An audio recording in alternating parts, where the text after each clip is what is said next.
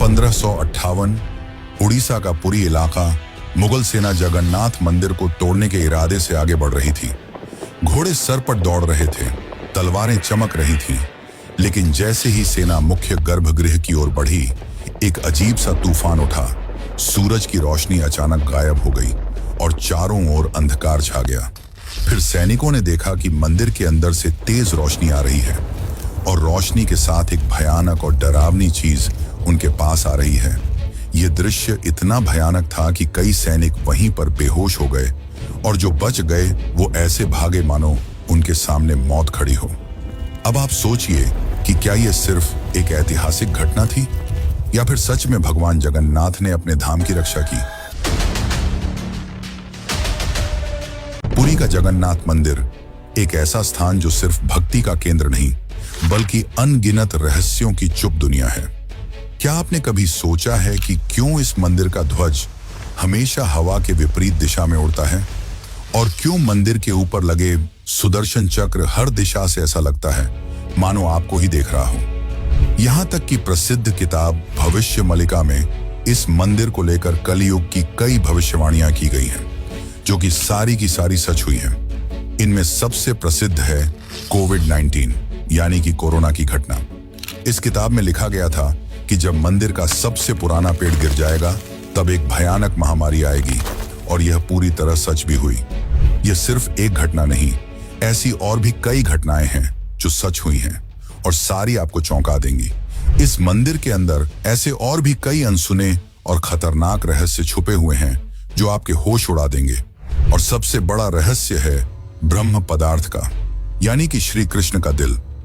माना जाता है कि इस मंदिर में श्री कृष्ण का दिल आज भी मौजूद है, जिसे हर 12 साल में पुरानी मूर्ति से निकालकर नई मूर्ति में डाला जाता है, और यह प्रक्रिया काफी महत्वपूर्ण है।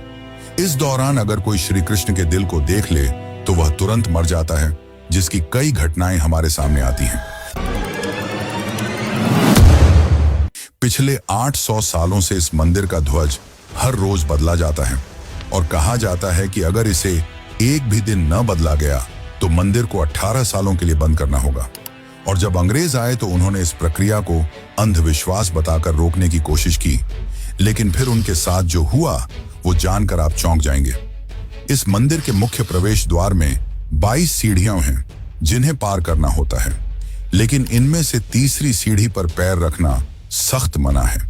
पर आखिर ऐसा क्यों है और क्या होगा यदि आपने तीसरी सीढ़ी पर पैर रख दिया?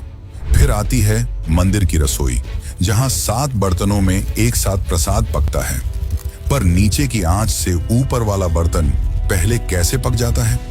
क्या मंदिर की रसोई विज्ञान के नियमों को भी चुनौती देती है? ऐसे ही और भी न जाने कितने चौंकाने वाले रहस्य।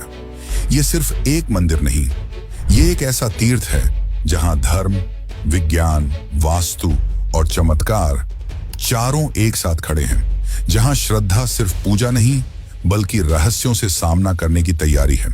तो क्या आप तैयार हैं एक ऐसे सफर के लिए जहां हर अध्याय आपको चौंकाएगा, हर रहस्य आपके विश्वास को चुनौती देगा और हर जवाब एक नए सवाल को जन्म देगा?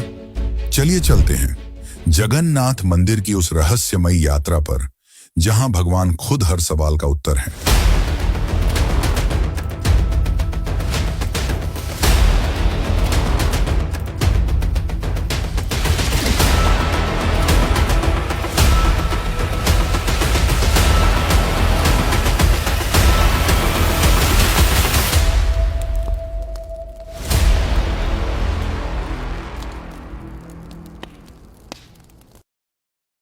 जून 2015 रात को घड़ी में 12 बजते ही पूरे पुरी शहर की बिजली काट दी गई।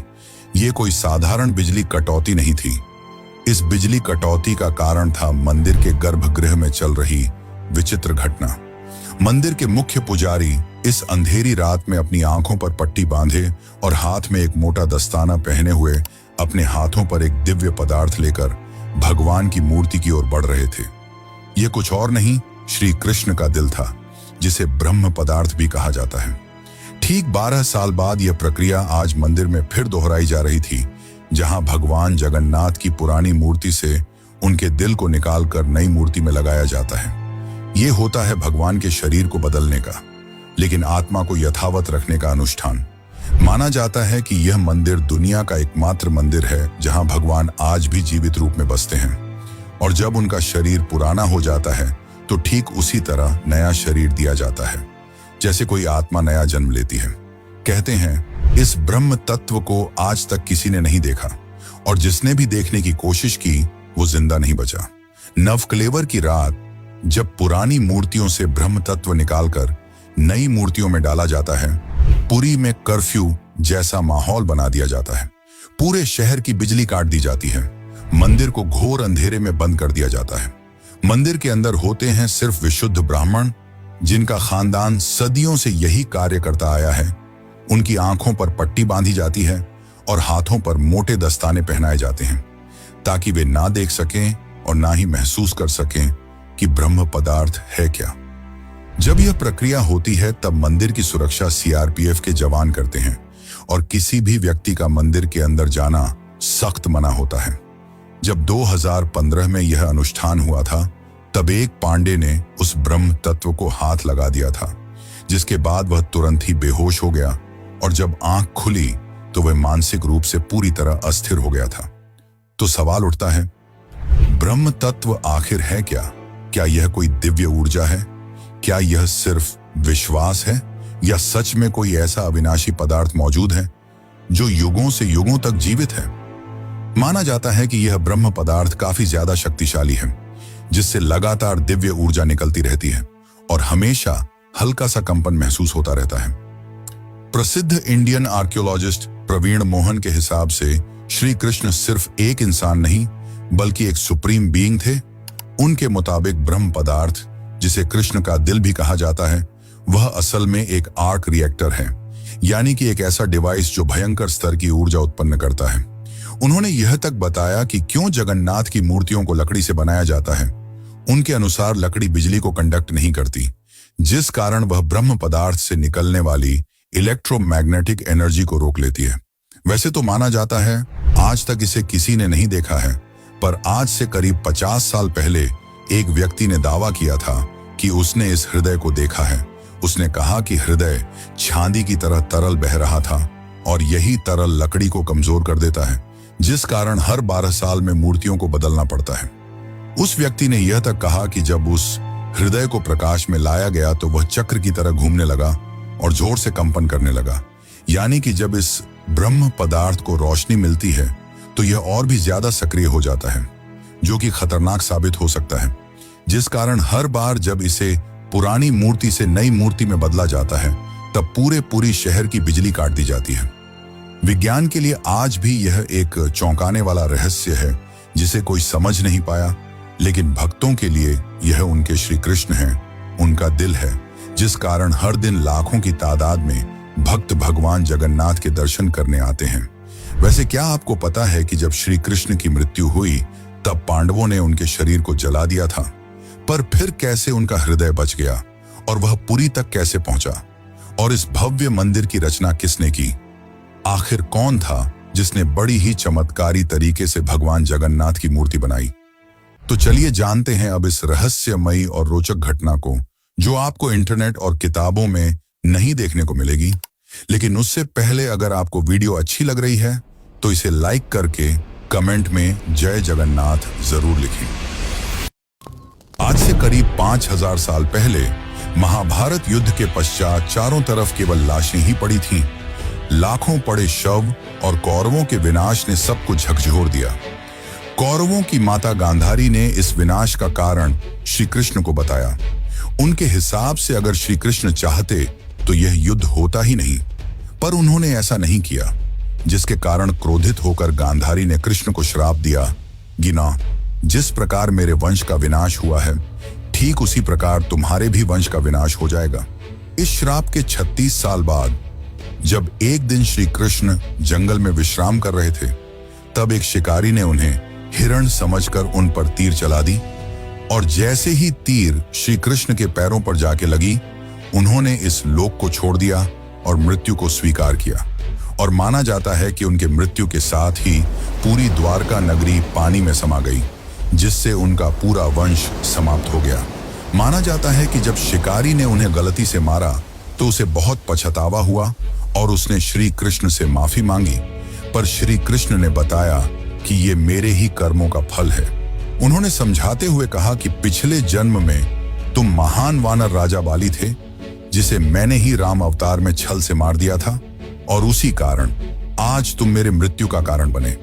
माना जाता है कि जब श्री कृष्ण की मृत्यु की खबर पांडवों को मिली तो उन्होंने पूरे रीति रिवाज से श्री कृष्ण का अंतिम संस्कार किया, और जब उनके शरीर को जलाया गया तो उनका पूरा शरीर पंचतत्वों में विलीन हो गया, परंतु उनका हृदय बच गया और जलने की बजाय और भी अधिक ऊर्जा से धड़कने लगा।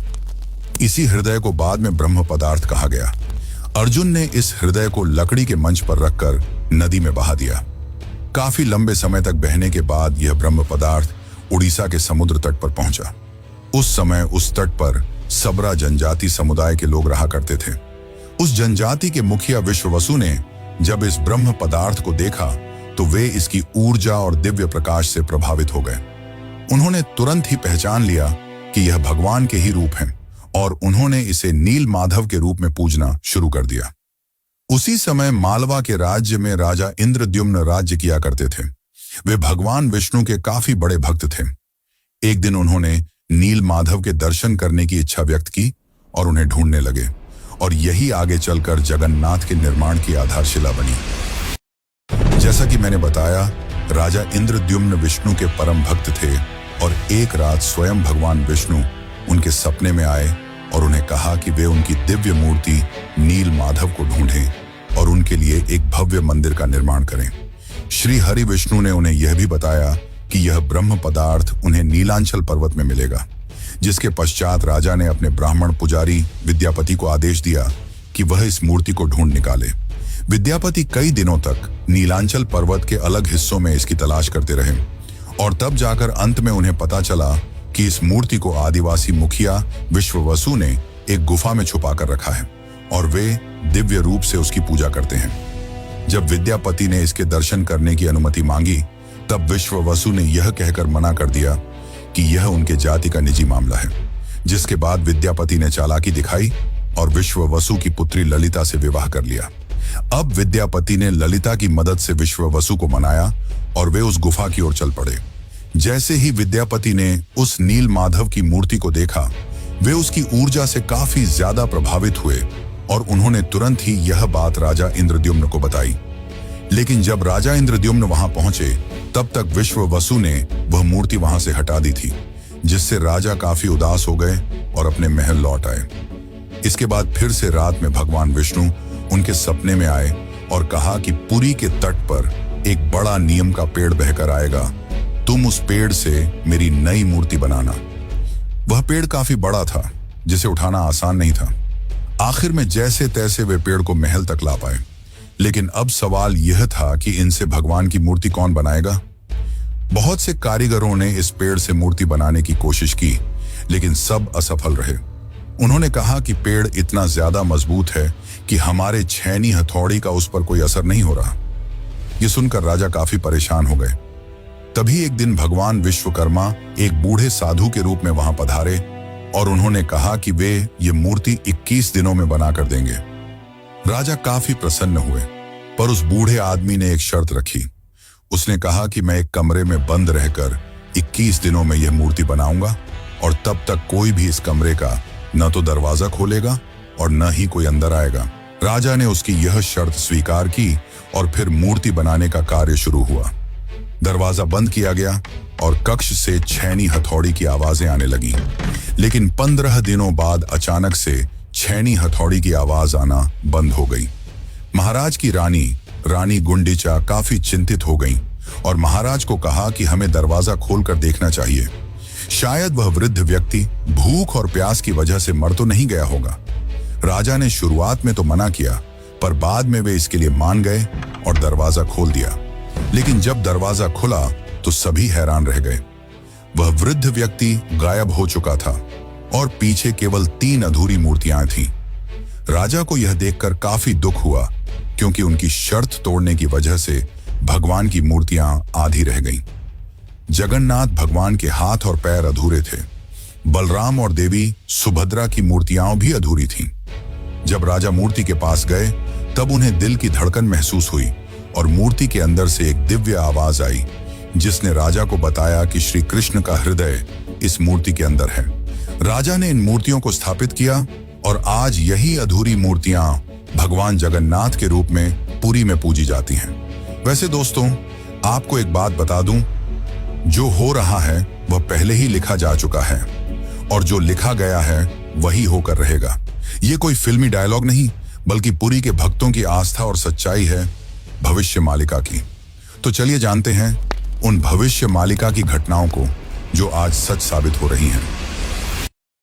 मित्रों, इस मंदिर का इतिहास और वर्तमान एक भविष्यवाणी से जुड़ा हुआ है। भविष्य मालिका एक दिव्य ग्रंथ है जिसे लगभग 500 साल पहले ओडिशा के महान संत आचार्य महाप्रभु अच्युतानंद ने लिखा था।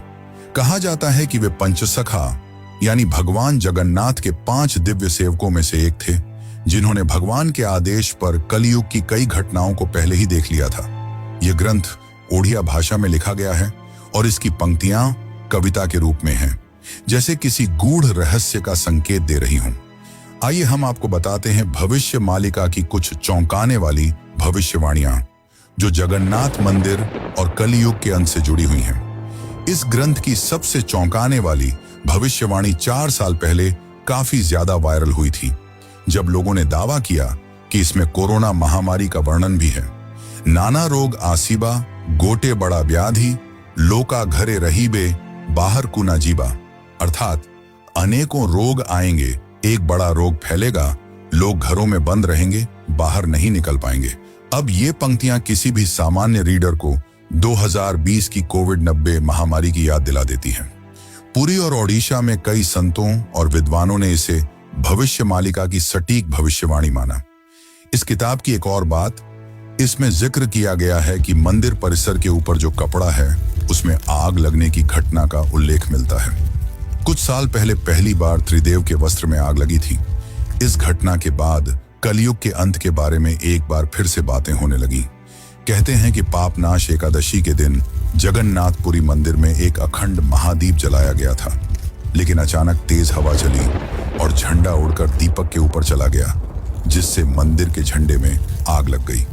यह घटना 19 मार्च 2020 को हुई थी। कहा जाता है कि दूसरे मंदिरों की तरह जगन्नाथ मंदिर के गुंबद पर कभी कोई पक्षी नहीं बैठता और ना ही इस पर कोई प्लेन या हेलीकॉप्टर उड़ता है, लेकिन जुलाई 2020 के बाद से मंदिर के गुंबद पर गिद्ध, चील और बाज को देखा गया था। ये पक्षी मंदिर के गुंबद, स्तंभ और नील चक्र पर भी बैठे थे। ऐसे में दुनिया के महाविनाश की भविष्यवाणी एक बार फिर से चर्चा में आ गई थी। भविष्य मालिका के अनुसार जब कलयुग का अंत करीब होगा तो भगवान जगन्नाथ मंदिर का नील चक्र यानी सुदर्शन चक्र तूफान से टेढ़ा हो जाएगा। मई 2019 में समुद्री तूफान फानी के कारण यह विशालकाय चक्र टेढ़ा हो गया था। ऐसे ही और भी कई भविष्यवाणियां हैं जो सच हो चुकी हैं और कई प्रसिद्ध भविष्यवाणियां हैं जो आने वाले को लेकर की गई हैं। 3 रथ यात्राएं एक साथ रुकेंगी, नदियां उल्टी दिशा में बहेंगी, ब्रह्म तत्व मंदिर से गायब हो जाएगा और फिर में अंत में आएंगे भगवान के आखिरी अवतार कल की। अब दोस्तों, आप ही सोचिए कि क्या यह महज संयोग है या सच में आचार्य अच्युतानंद को भविष्यदर्शी शक्तियां प्राप्त थीं। अगर उन्होंने आज से सैकड़ों साल पहले ऐसी बातें लिख दी जो अब सच हो रही हैं, तो क्या हमें उनकी बाकी भविष्यवाणियों को भी गंभीरता से लेना चाहिए? भविष्य मालिका कोई साधारण ग्रंथ नहीं, बल्कि वो कायनात का रोड मैप है जिसे बस समझने की जरूरत है। वैसे आपकी जानकारी के लिए बता दूं कि सन 1558 में मुगल सेना ने मंदिर को तोड़ने की कोशिश की। फिर उनके साथ जो हुआ वो चौंकाने वाला था और इस घटना को पहले ही भविष्य मालिका में लिख दिया गया था। और साथ ही भविष्य मालिका में अंग्रेजों को लेकर भी ये कहा गया था कि गोरे आएंगे और मंदिर को बंद कराने की कोशिश करेंगे। तो चलिए अब जानते हैं कि जब मुगल सेना ने मंदिर पर आक्रमण किया तो क्या हुआ और कैसे ब्रिटिशर्स ने भक्तों की श्रद्धा को अंधविश्वास बताकर मंदिर को बंद करने की कोशिश की। लेकिन उससे पहले चैनल को सब्सक्राइब जरूर कर लें। यह आपके लिए तो फ्री है, पर इससे हमारी काफी मदद हो जाती है। सन 1558 उड़ीसा के पुरी इलाके में घना अंधकार छाया हुआ था। पर वो अंधकार आसमान में नहीं, लोगों के मन में था, क्योंकि इस बार कोई साधारण लुटेरा नहीं, मुगल सेना खुद मंदिर को गिराने के इरादे से आ रही थी। कला पहाड़ नाम का अफगान जनरल, जो तब बंगाल का गवर्नर था, उसकी क्रूरता इतनी बदनाम थी कि उसका नाम सुनकर ही लोग कांप उठते थे। कहा जाता है कि वो सनातन धर्म और मंदिरों से विशेष नफरत रखता था। उस दिन उसकी फौज पूरी ताकत के साथ पुरी की ओर बढ़ी। घोड़े सर पर दौड़ रहे थे, तलवारें लहराई जा रही थीं और मंदिर की शांति में एक भयंकर आंधी की आहट आने लगी। जैसे ही सैनिक मुख्य गर्भगृह की ओर बढ़े, अचानक मौसम बदल गया। तेज हवाएं चलने लगीं, आकाश काला पड़ गया, सूरज की रोशनी एकदम गायब हो गई और मंदिर के चारों ओर एक रहस्यमयी घना अंधेरा छा गया। मंदिर के भीतर से एक चमकती हुई रोशनी निकली, जो किसी इंसान की नहीं थी। ये रोशनी जैसे ही बाहर आई, पूरा मैदान एकाएक शांत हो गया। सैनिकों में अफरा तफरी मच गई, कुछ बेहोश हो गए, कुछ उल्टा भागने लगे। बिना एक भी तलवार चले कला पहाड़ की पूरी फौज पीछे हट गई। आज भी पुरी की लोक कथाओं में यह कथा सुनाई जाती है कि जब भगवान की मर्यादा पर वार होता है तो वो खुद प्रकट होकर अपने धाम की रक्षा करते हैं। अब दूसरी घटना की बात करते हैं, जो है अंग्रेजों का विरोध और रथ यात्रा का संघर्ष। जब 1803 में अंग्रेजों ने पुरी पर कब्जा किया, तब उन्होंने कई प्राचीन मंदिरों की संपत्तियों और अधिकारों को छीन लिया।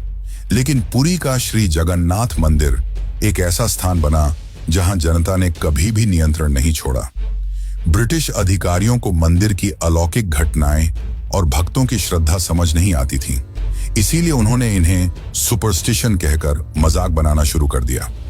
सन 1805 में ब्रिटिश कलेक्टर मिस्टर हंटर ने पुरी मंदिर के रिचुअल्स को इरेशनल और बारबैरिक कहा। बात तब और बिगड़ी जब सन 166 में ब्रिटिश प्रशासन ने पुरी की रथ यात्रा को बंद करवाने की साजिश रची। उन्होंने यह तर्क दिया कि रथ यात्रा के दौरान भीड़ अनियंत्रित हो जाती है और यह प्रशासनिक खतरा है। पर यह फैसला पूरे उड़ीसा में जन आंदोलन का कारण बन गया। लाखों लोग सड़कों पर उतर आए, मठों, आचार्यों और गांवों ने खुलकर विरोध किया। रथ यात्रा का रथ निर्माण कार्य लोगों ने खुद शुरू कर दिया, यह कहते हुए कि अगर भगवान नहीं चलेंगे तो हम भी नहीं चलेंगे। इस जनता के दबाव और आक्रोश के चलते ब्रिटिश सरकार को पीछे हटना पड़ा और 1964 में फिर से रथ यात्रा की अनुमति दी गई। इसके बाद अंग्रेजों ने कभी पुरी मंदिर के अंदरूनी मामलों में दखल नहीं दिया। अब चलिए आपको बताते हैं जगन्नाथ की तीसरी सीढ़ी का रहस्य, जिसे यमलोक का द्वार भी कहा जाता है। वैसे तो इस मंदिर में 22 सीढ़ियां हैं, पर सबसे खास है तीसरी सीढ़ी, क्योंकि इसमें पैर रखना उचित नहीं माना जाता।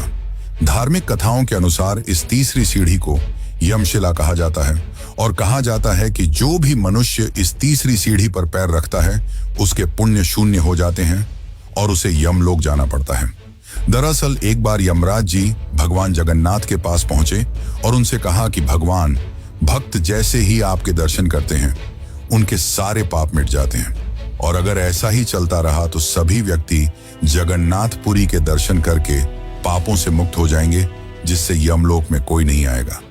तब भगवान जगन्नाथ ने कहा कि तुम इस मंदिर की तीसरी सीढ़ी पर अपना स्थान ग्रहण कर लो और जो भी इस मंदिर की तीसरी सीढ़ी पर पैर रखेगा उसके पुण्य शून्य हो जाएंगे और उसे यमलोक जाना पड़ेगा। और तभी से इस सीढ़ी को यमशिला कहा जाता है, क्योंकि इसमें यम का वास है। अब अगर हम पुरी मंदिर के ऊपर लगे सुदर्शन चक्र की बात करें तो देखने वालों ने यह दावा किया है कि इस सुदर्शन चक्र को आप मंदिर के किसी भी कोने से देखोगे तो ऐसा लगेगा मानो आपको ही देख रहा हो। मतलब इससे जिस भी दिशा से देखो ये सामने की ओर ही दिखता है। इसे आम भाषा में आर्टिफिशियल इल्यूजन कहा जाता है, पर यह आज भी विज्ञान के परे है कि कैसे इतने भारी चक्र को मंदिर के ऊपर लगाया गया और कैसे उस समय के लोगों ने यह आर्टिफिशियल इल्यूजन बनाया जिससे चक्र हमेशा सामने की ओर दिखता है।